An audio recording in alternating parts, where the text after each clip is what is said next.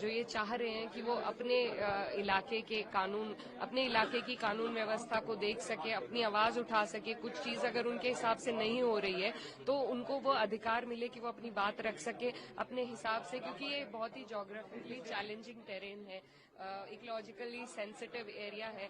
तो वहाँ के जो पॉपुलेशन है जो कि 99% आई थिंक ट्राइबल है, वो अपने हिसाब से वहाँ के इकोलॉजी को देखना चाहती है, सेव करना चाहती है।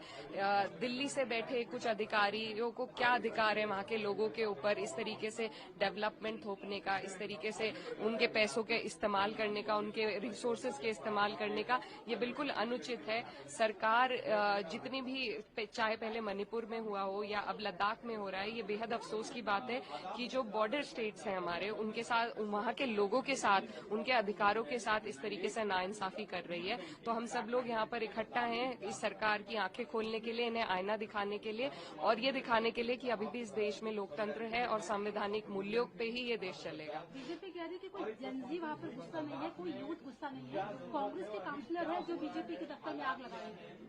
देखिए, वहाँ के जो लोग हैं वो सब एक डिमांड कर रहे हैं। मैं खुद वहाँ पर होकर आई थी और वहाँ के लोग बहुत ही वॉइसलेस फील करते हैं अपने आप को, क्योंकि वहाँ पर कोई लेजिस्लेचर नहीं है। सिर्फ मात्र एक सांसद है, इतने बड़े जोग्राफिकली चैलेंजिंग एरिया में सिर्फ एक सांसद है, तो वो जस्टिस नहीं कर पाता है। वहाँ की जो विभिन्न प्रकार की डिमांड्स हैं वो रखने के लिए इतना टाइम नहीं मिल पाता संसद में।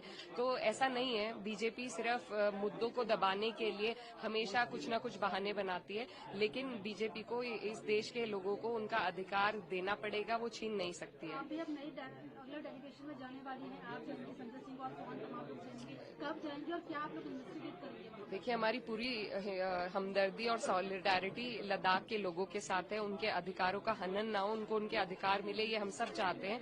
और मुझे बहुत खुशी है कि यहाँ पर इस तरीके से आज फैक्ट फाइंडिंग रिपोर्ट पब्लिश की गई, और जहां भी जरूरत होगी, चाहे संसद में हो या लद्दाख जाने की बात हो, हम लोग जाएंगे, वहाँ के लोगों की पीड़ा को सुनेंगे और उनकी आवाज मजबूत करने का काम करेंगे। बरेली वाली सिचुएशन हो रही है, लद्दाख जाने देंगे या नहीं आप लोगों को? बरेली आप गए तो वहाँ पर भी डेलीगेशन हो रही है। देखिए, कितनी बार रोकेंगे, हम लोग घुटने नहीं टेकेंगे इस सरकार के सामने। ये गैर संवैधानिक रूप से चल रही है सरकार, और हम इनके सामने कभी भी घुटने नहीं टेकेंगे। ये एक बार रोकेंगे, 2 बार रोकेंगे, 10 बार रोकेंगे, लेकिन अपने लोगों के बीच में उनकी पीड़ा को सुनने, उनकी हिमायत करने, उनकी आवाज बुलंद करने के लिए हम वहाँ जरूर पहुंचेंगे। मुस्लिम जमात कह रहे हैं कि आप लोग वहाँ पर मैच क्रिएट करने जा रहे हो, आप लोग वहाँ पर ड्रामे करेंगे, बीजेपी ऐसा कह रही है, तभी डेलीगेशन होगा। जी, ऐसा बिल्कुल नहीं है। हम लोग कोई चोरों चक्के उपद्रवी नहीं है।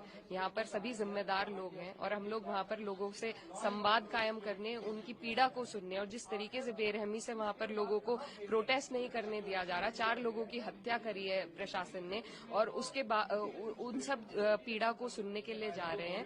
ये हमारा अधिकार है कि हम प्रोटेस्ट कर सके, इस सरकार से अपनी मांगे रख सके। अगर वो भी हमसे छीन ली जाएगी, तो जो विपक्ष पहले दिन से कह रहा है कि ये सरकार संविधान के खिलाफ है, वो बात आज सबके सामने है। अनडिक्लेयर्ड इमरजेंसी जैसी स्थिति हर एरिया में बना दी गई है, जहां भी कोई अपने मांगे सरकार के सामने रखता है, ये बिल्कुल बर्दाश्त नहीं होगा, और इस सरकार को संवैधानिक मूल्यों पर हम लोग चलाने का काम करेंगे।